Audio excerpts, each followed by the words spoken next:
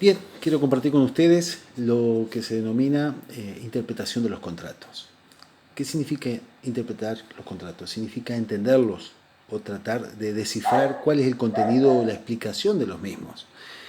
Entonces, el derecho nos ofrece unas formas para interpretar estos contratos a la hora de leerlo, a la hora de encontrarnos con uno de ellos.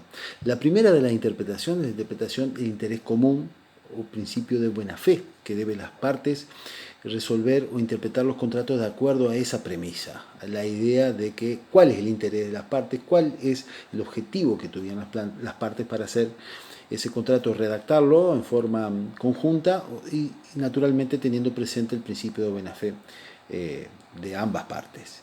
La segunda interpretación del contrato es la interpretación literal. La interpretación literal, ¿qué significa?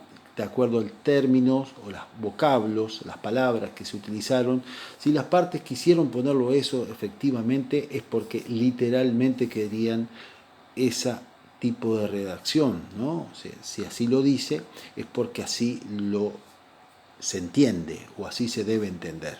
La otra forma de interpretación es la interpretación general, que tiene que ver con ese objetivo que todo contrato, en su contexto general, en su idea general, buscan que cada parte pueda alcanzarlo. O sea, cuando se trata de interpretar un texto, una letra, una cláusula, se le interpreta en forma general al interés que tuvieron al redactar ese contrato y cuál es el objetivo general. ¿Sí? Un poco más específico es la interpretación que continúa, la interpretación contextual, que tiene que ver con el contexto de una cláusula en relación con otra cláusula de un mismo contrato. ¿Sí? La idea de que una cláusula sea conectada con la otra y se interpreten nos permite decir que hay una interpretación contextual de las cláusulas que lo componen. Entonces se da a entender a qué se refiere. ¿Sí? Después se habla de lo que se llama fuentes de interpretación, yo diría más bien lo que se relaciona con los hechos anteriores, los hechos vigentes a la hora de contratar o a la naturaleza, la finalidad del mismo. ¿Sí? Todos esos actos que las personas realizan antes de contratar, como los que son durante el momento de celebración del contrato, nos demuestran cuál es la finalidad, nos demuestran cuáles son las fuentes, lo que lo nutre a ese contrato, de acuerdo a los hechos o actos fácticos de la realidad de las personas. ¿Sí? Como una forma también de interpretar estas cuestiones, podemos hablar lo que se trata por el principio de conservación.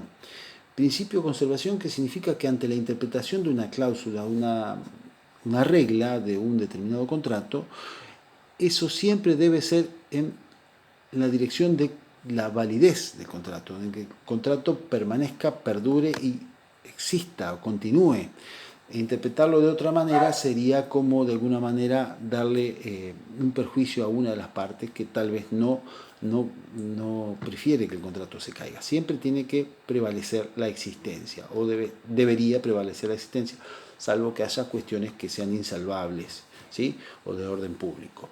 Por otra parte, también tenemos lo que se denomina el principio de confianza, donde las partes, según todo lo que vienen realizando para llegar a ese contrato y concretar ese contrato, son actos anteriores que nos permiten entender cuál es la finalidad de las partes. Y ninguno de los contratos debe interpretarse afectando esa confianza. Nadie puede entender un contrato cuando ese contrato afecta la confianza de las partes a la hora de su redacción.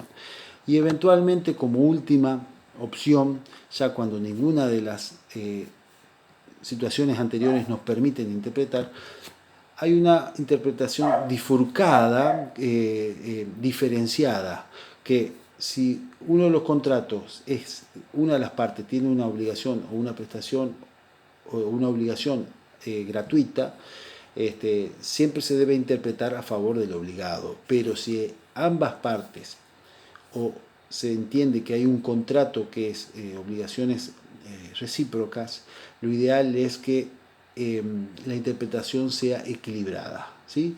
Que se deba resolver de acuerdo a la lógica de un contrato bilateral conforme a derecho y de equilibrio entre las partes. Muchas gracias.